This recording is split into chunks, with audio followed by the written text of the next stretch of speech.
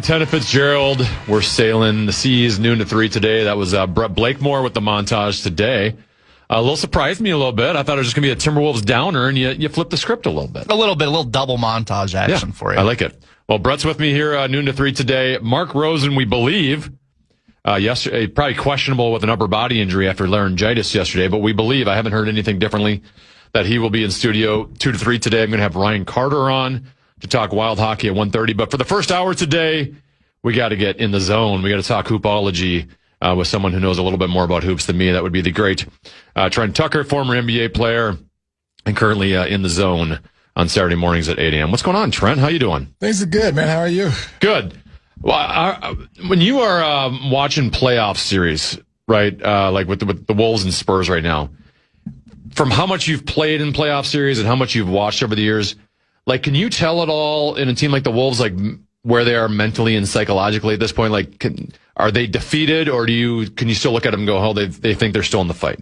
They're not defeated. You look at trends and see, okay, how are we playing? And last night when I was watching that game, and there was periods when the Wolves were even close, and I was wondering, how is this game even close? Because it seemed like the Wolves had no idea of what they were doing on the offensive end. They were just running up and down the floor, taking quick shots, taking bad shots. There was no real method to what they were trying to do on the offensive end. And at one point in time in the third quarter, it was a 61-61 game. And then San Antonio went on like a 30-12 run from that standpoint. It's because it looks like to me in that game last night, the Wolves just had no idea what they were doing on both ends of the floor. It does seem to be that within a 7-game series, you always see adjustments on both sides. And I feel like the Wolves haven't found an adjustment to the Spurs defense when Wemby is in, right? Clearly he was ejected in game 4.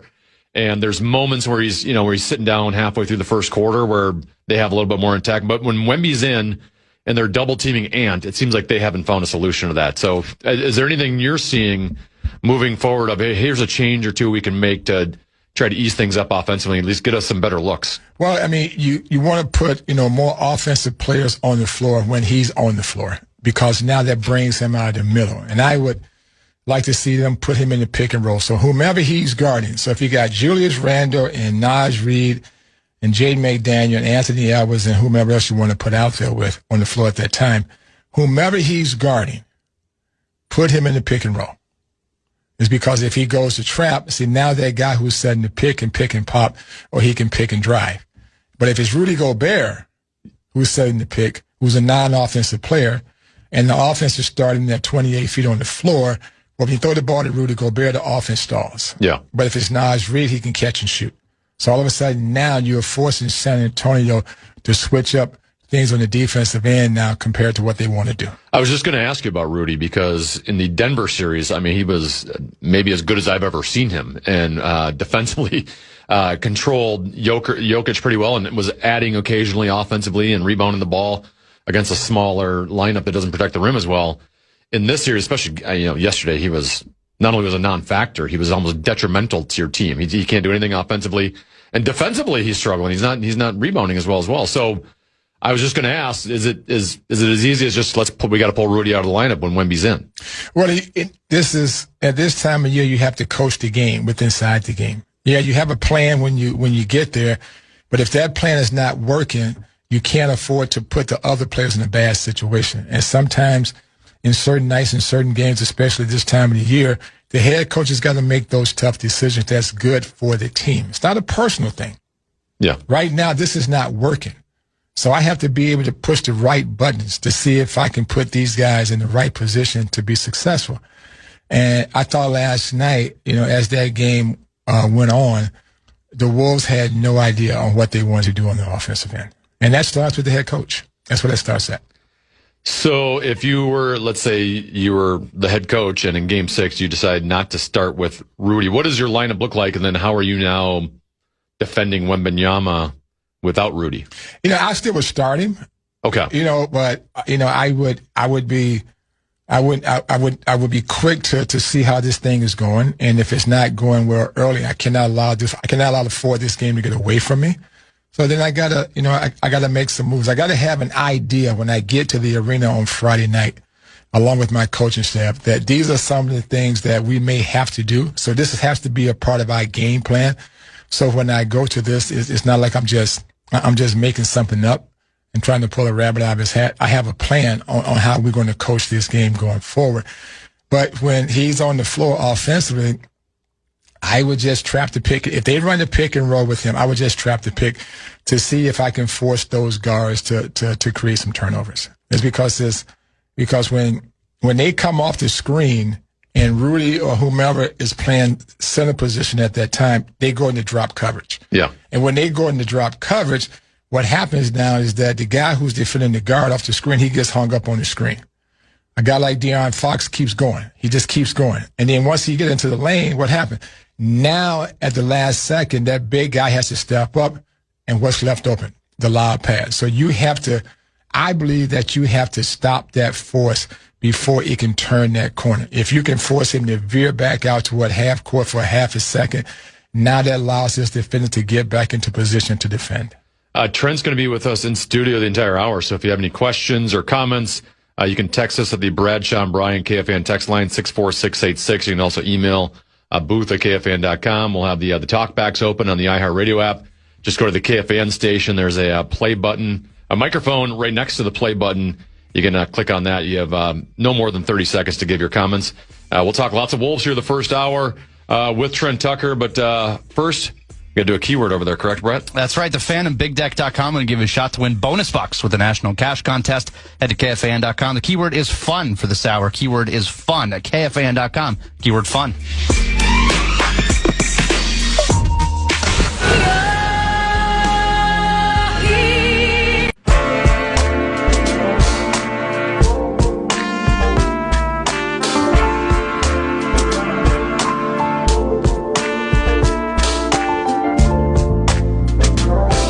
Bonus Bucks is back on KFAN. We have 9 chances for you to win $1,000 every weekday. It's every hour from 9 a.m. till 5 p.m. Enter keywords to learn more. Head to KFAN.com. Bonus Bucks is presented by BigDeck.com. He's Brett Blakemore. I'm Tenna B. Common out today. He'll be back tomorrow. Trent Tucker in studio for the 12 o'clock hour, talking about the Wolves' loss last night in Game 5 in San Antonio. So the Spurs now lead that series 3-2. I do want to get back into the discussion we were just having off the air, but some of the adjustments the Timberwolves should be making offensively. I do want to get I'm sure you've talked about it in the zone with Dave many times, but Victor Wembanyama, I know didn't see a lot of basketball before like the mid 80s. So, there's probably some guys some big men that you've seen before, that I can't comment on, but, from the big men I've seen in my life, right? And you're talking, Keem the Dream and Shaquille O'Neal and those types.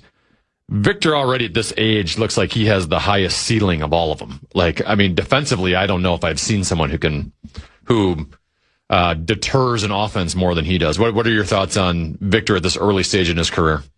I believe if San Antonio moves him closer to the basket, he becomes really unguardable.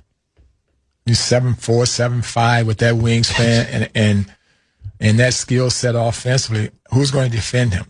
Because most of your inside players today are not strong defenders down low. They float out. They play much more of a finesse game. So if he got more opportunities within that, 6 to 8 foot range, knowing that he can still step outside and knock down 3-point shots, he easily could average 40 points a game. You can't block a shot down there. No, who's going to block the shot? Kareem Abdul-Jabbar, was the all-time leading scorer in the history of the game for a very long time. He had one shot. He had one shot. Yeah. And here's a guy that has multiple shots. He can play inside. He can shoot the mid-range. He can shoot the 3-point shot. If he gets fouled, he's a very good free throw shooter. So if he stays healthy and San Antonio decides to use him differently than they're using him now, he could challenge, the all-time leading scorer in the history of the game if he stays healthy for a long time. How about the impact he has defensively? Because, the Wolves, why they were so successful against Denver, is they just go to the rim, attack, and you clearly can't do that. Early on in the series, it looked like the Wolves were trying to do that and go after him, and even though he was blocking shots as much as he was in Game 1, it seems like as the series has gone along, the Wolves will dribble down there and they'll go right back out, every shot they take, they're trying to shoot these high floaters, and they're not having lots. Like he's wrecking everything on that side of the ball. So that's why you have to put offensive players on the floor that he has to guard away from the basket. And I think the key guy is to put into a pick and roll with him if he's guarding him is Naj Reid, because Naj Reid is a good catch and shoot guy. Yeah, but also he can catch and drive. But if Wemby stays down there in the middle of the paint and he has to guard no one, well, then it's going to be hard for you to get to the basket. Because when you look at the players, the Wolves are playing at this stage, they're not catch and shoot guys, they're catch and drive guys. And that's in the wheelhouse of what Wendy does well on the defensive end. What have you seen from Ant so far? Obviously, we didn't even know if we would see him in this series after he got injured in Game 4 against Denver. He's clearly had moments in the series, but doesn't seem to have the same explosiveness. I don't know if that's going to get any better as the series goes along. But what have you seen overall from Anthony Edwards in terms of what he's bringing? I think he's been very good. Like you talked about coming off the injury, no one thought he was going to come back this quick. But I would like to see, the Wolves use him differently on the offensive end. Take him off the ball for a while, and put him down low. Let him come off some screens, some single doubles, some stagger screen, so that now he can come off the screen and catch a jump shot at 17 feet off the catch. Now he's in a better position if he comes off at 17 or 18 feet to play off of one bounce before the double team can get there. If he stays on the ball for a large portion of the game, that allows San Antonio now to identify where he's at, and they can bring that pressure defense to take him out of the game. All right, we're getting some texts at the Bradshaw and Bryant KFAN text line. You can text us at 64686 if you have any questions for Trent Tucker. First text says, Wemby is such a unique challenge on both sides of the court. Did Trent ever face anyone like this in his career? What's the strategy on offense and defense? Obviously, you've talked about that a little bit. Well, I mean, when you have a guy that can control the game, especially on the defensive end, you have to put him in a situation where he has to guard somebody away from the basket. Akeem Olajuwon was one of those guys that could just turn everybody away. But we had Patrick Ewing. So he had to guard Patrick Ewing. Yeah. But if he's guarding no one, he just controls the lane and just controls the game.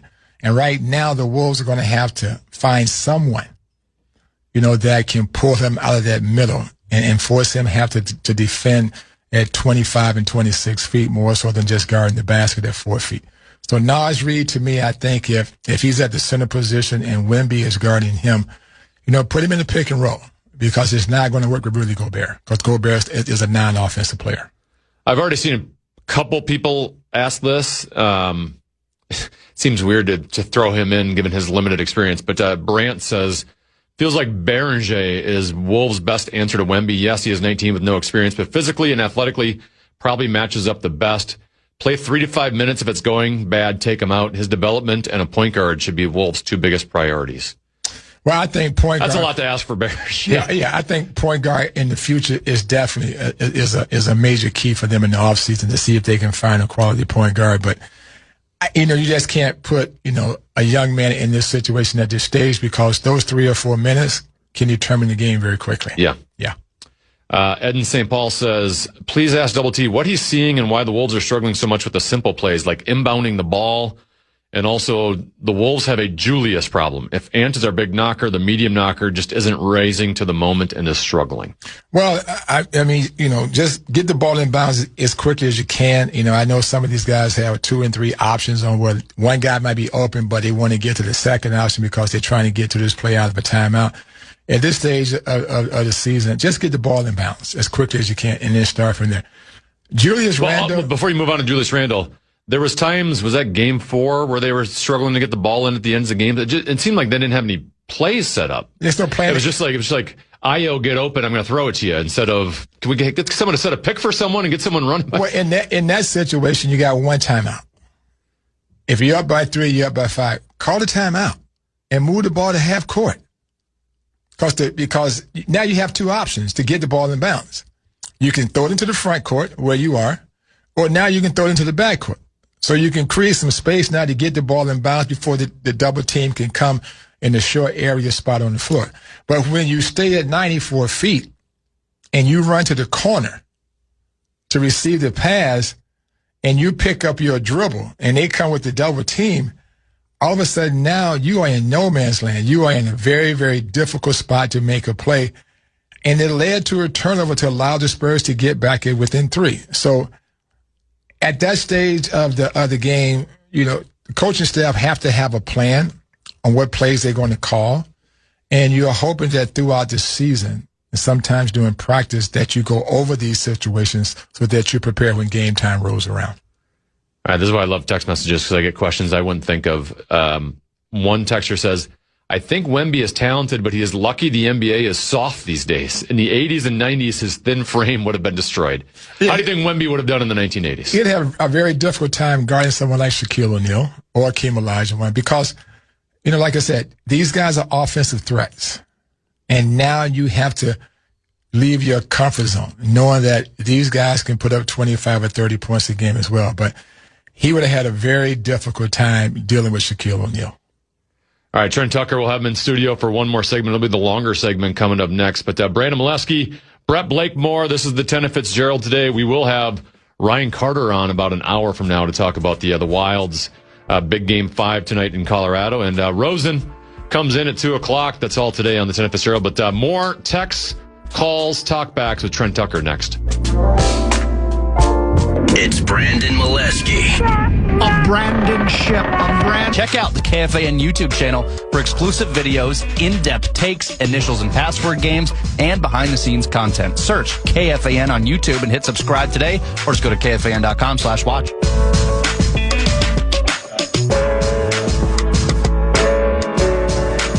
All right, welcome back. Brandon Molesky, Brett Blakemore, along with Trent Tucker from In the Zone, Saturday mornings at 8 a.m. Trent, I do want to talk to you about Julius Randle. Last night, 6 of 17, 0 for 4 from 3. He had just 1 assist. He had a minus 22, which many of the guys on the team had minuses. I did see a stat today that said the Wolves are getting just 0.85 points per direct touch from Randle these playoffs. That's the second worst mark in the tracking era for a player with 300-plus direct touches in a single playoff run. What have you seen from Julius Randle? Well, when a guy is struggling offensively, you have to ask yourself why, and where are his shots coming from? Are we providing quality shots for him with inside the offense? And if we're providing quality shots and he's just not making them, okay, you can live with that. But if you look at the shot attempts he's getting, he's catching the ball in a very difficult situation. So now he has to try to maneuver around a smaller defender who's quick enough to move his feet and stay in front. So he's got to twist and turn. So he's taking 4, 5, or 6 dribbles. By that time the shot clock is running down, here comes that blind side defender. And most of the shots Julius Randle is taking at this stage are very heavy contested shots. And when things are not going well for your offense on the offensive end, those are the worst type of shots that you can begin to take. It seems like with my amateur casual basketball mind that every Julius Randle shot is either A, he starts with the ball in the possession and doesn't go to anybody else. He just tries to beat someone one-on-one. Or B, we try to do something with the offense, it's not working, and then we give the ball to Julius with 6 seconds left on the shot clock, and he has to just... So he definitely, I don't think he's been good, but it's not like Julius is, hey, we're making a pass here, and then we're setting up Julius in a good spot to create offense. Right. I mean, right now he doesn't know where his shots are coming from. And all good offensive players have to have some sort of idea of where their shots are going to come from with inside the offense. And right now he has no clue. Like you just mentioned, trying to play one-on-one basketball, that's just too hard to do. There's only a few guys that I've seen throughout my playing days and after my playing days that have that ability to continually to beat his guy one-on-one and shoot a higher percentage. But if a player is used to receiving the ball in certain situations, he no longer can get to that spot.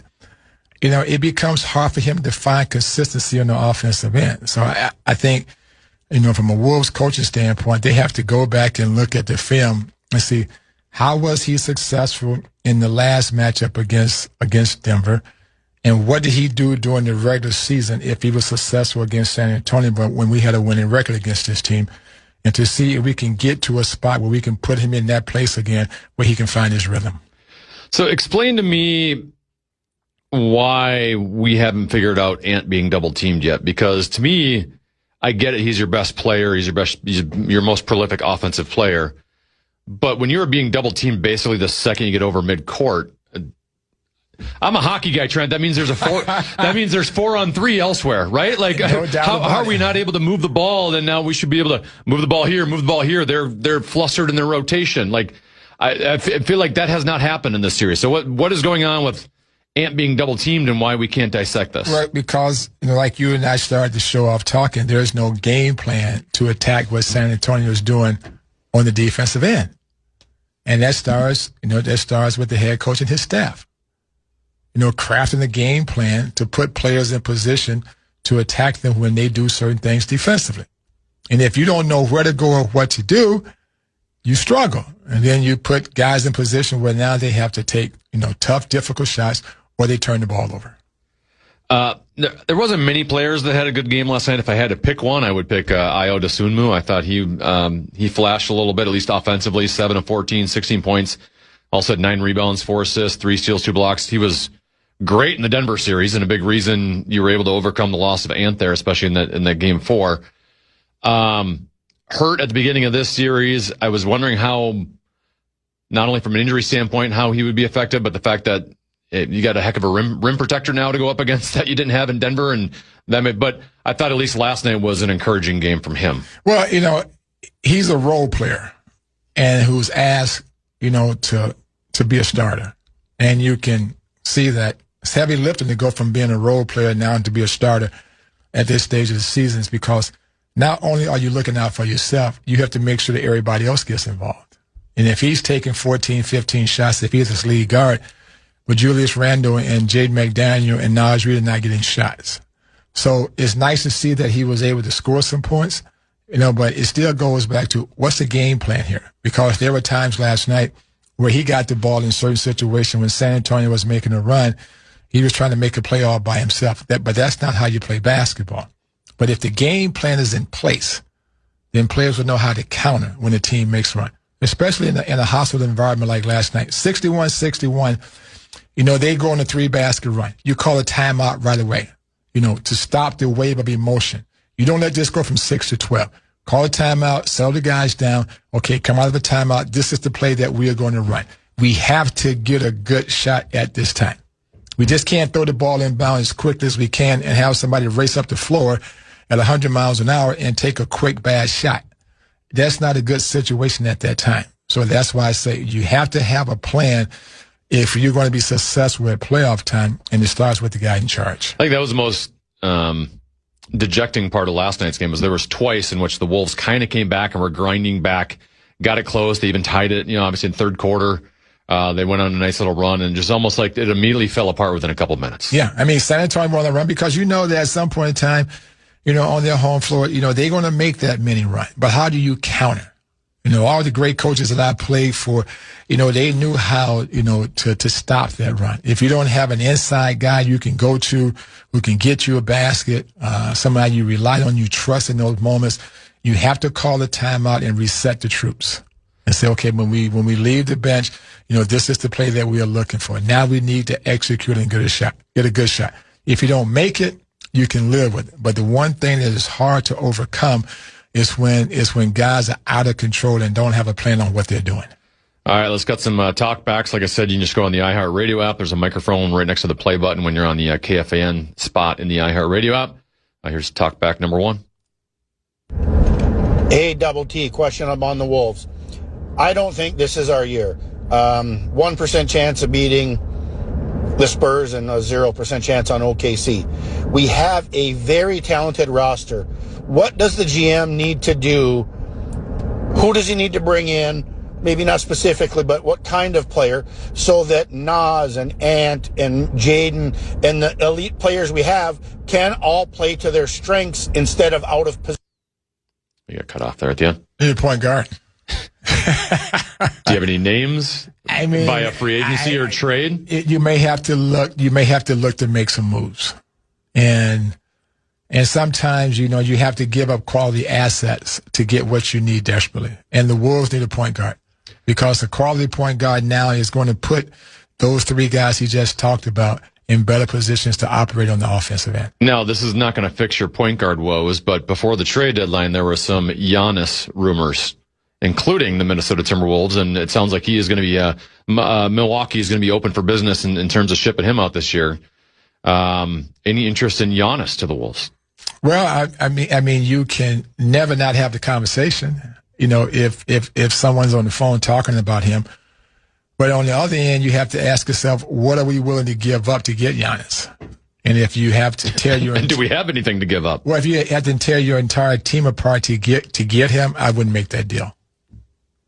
I mean, because you're lacking in so many other areas, and you know, Giannis is a very, very unique piece, I think, to wherever he goes, whether he stays in Milwaukee or goes somewhere else.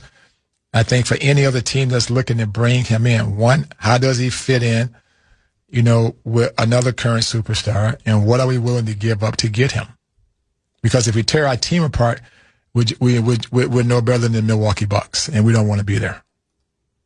Follow-up question on what we need to bring in. We are going to be competing against the Spurs and OKC for a decade as they're constructed. What do we have to do to make sure the gap isn't so big? It appears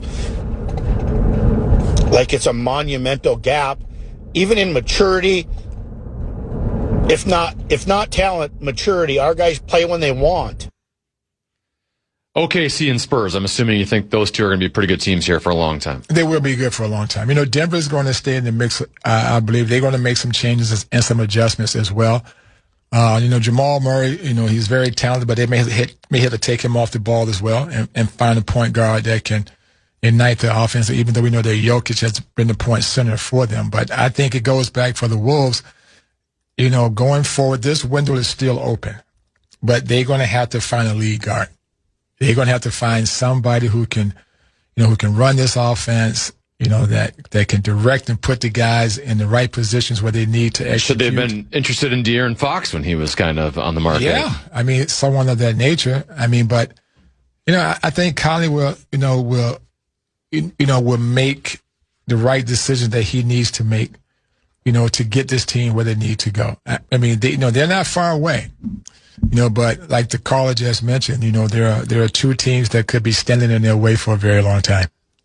Good afternoon, gentlemen. So one thing here is we go on scoring runs when Wemby's on the bench, when he's tired and taking water breaks. But I would like to see the Timberwolves go at him and draw some personal fouls at him, get him out of the game in that sense and go on more of a runs. So if our bigs could do that, I think that would really help us out. But I appreciate the time.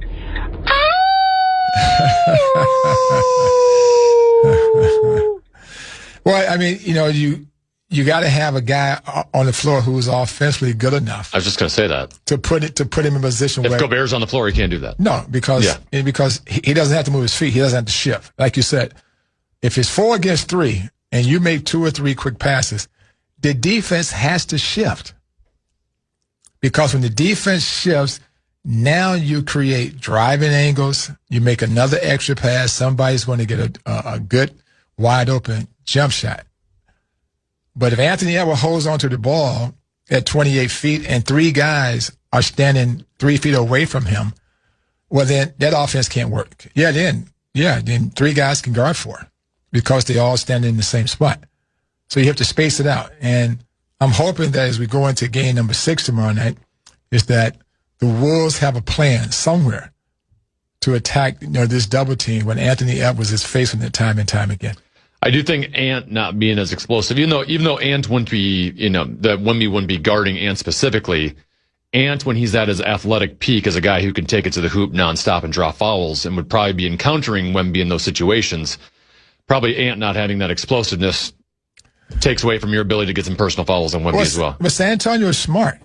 But they know they can't guard Anthony Edwards in a one-on-one situation. That's why they're bringing the extra defender. Yeah. And they're forcing the Wolves to make, as you talked about, adjustments. And so far, they haven't been able to do that. And you can only last so long in this league as a talented guard where you're going to be able to beat the second and third defender time and time again when you're very young. 25, 26, your game has to change. I saw two of the best offensive players, perhaps the greatest guy in the game, in Michael Jordan. Their games had to change. So they had to adjust on where they caught the ball at offensively, where they could be more effective. Kobe Bryant was the same way.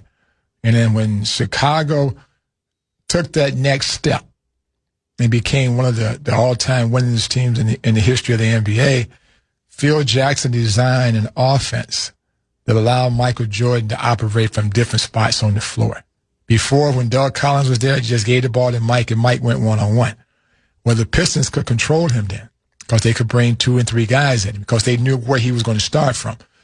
But once they got into that triangle offense and their ball started to move and players started to move and the defense had to shift, now Michael Jordan and Kobe Bryant is catching that basketball at 17 feet with 10 seconds to go, and they only got one guy to beat. Mm-hmm. So somehow, some way, can we get Anthony Edwards? Not maybe and they can beat those guys most times. Well, they can beat that guy one-on-one. And not to say you're going to put him in a triangle offense, but can we create some situations going forward here in the near future where he can be in those positions, especially when the shot clock is running down? Yo, what up, Tennessee? Blakemore and Double T.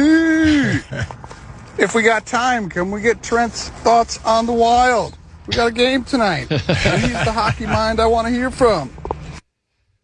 Do you have any Wild Avalanche takes? They got to get out to a quick start. They got to score first. They have to score first.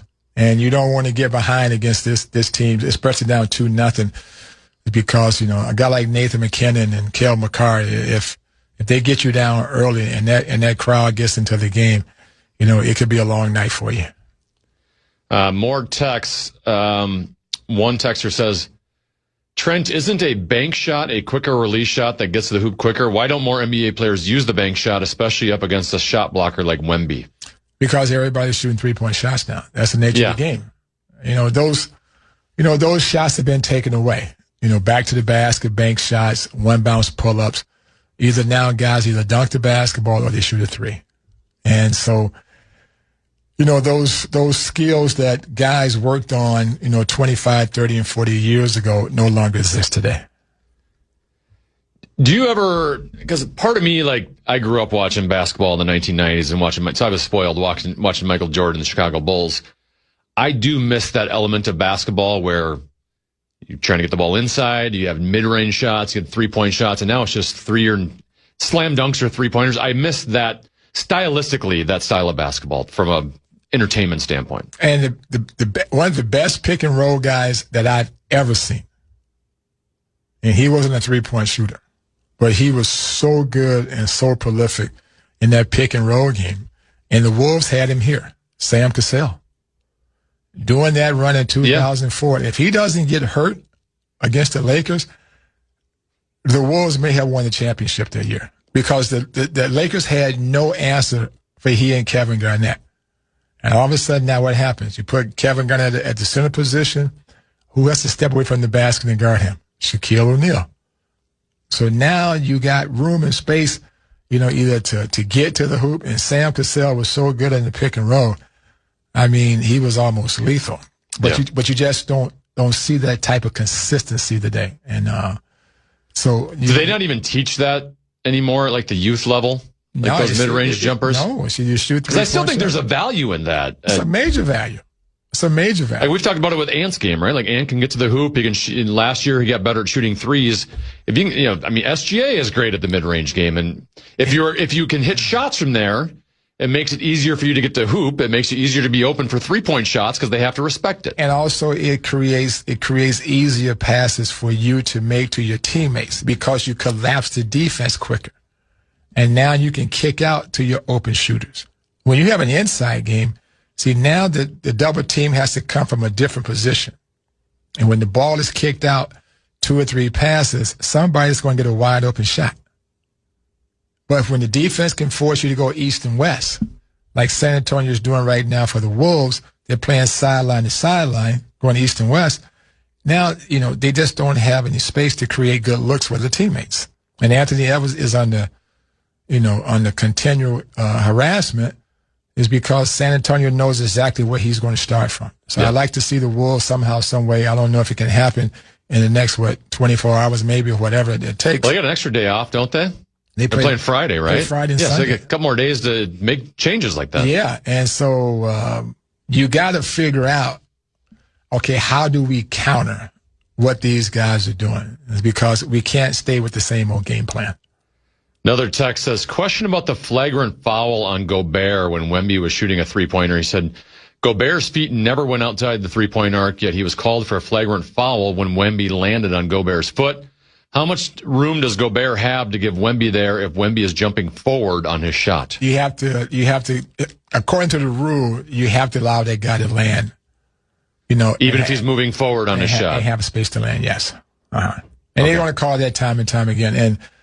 And I get why they're calling it, but it also seems like... Yeah, I mean... Yeah, like Gobert looked like he defended it pretty well, right? Yeah, and he wasn't, it wasn't intentional. No. He wasn't trying to get his foot in that situation, but he was trying to close out and take space away.